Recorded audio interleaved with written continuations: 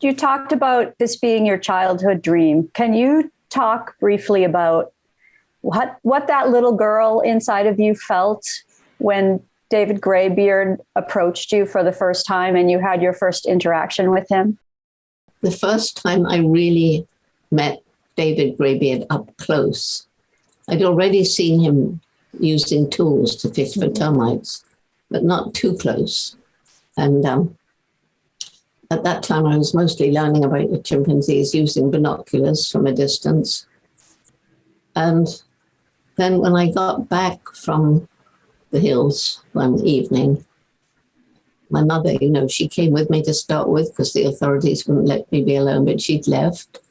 And our cook said that a male chimpanzee had been to the camp and he'd climbed up a palm tree, an oil nut palm, to feed on the ripe nuts. And on his way down, he'd spied some bananas, which he'd put out for my supper, and taken them. So I thought this was very exciting. And I asked him to leave out bananas every day. As long as the tree was fruiting, David came, ate palm nuts, and took away bananas. So it was, I would say, about 6 months after that, when he'd now begun to let me follow him through the forest, instead of just sitting and watching and letting him go his way. And I thought I'd lost him. And when I got through this tangled thicket of thorny vegetation, David was sitting on the ground and he was looking back. I mean, it honestly looked as though he was waiting for me. I don't know. But anyway,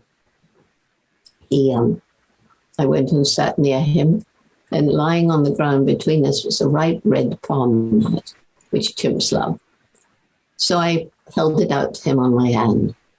He turned his face away. So I put my hand closer. He looked directly into my eyes, and he reached out. He took the nut. He dropped it, but very gently squeezed my fingers. And that's how chimpanzees reassure each other. So I knew in that moment, he absolutely understood my motive in offering him the nut, even though he didn't want it. And I understood that too. And so we were communicating deeply with a way of communication that surely predates human words. And I think that moment, I don't know, it was a very, very special moment.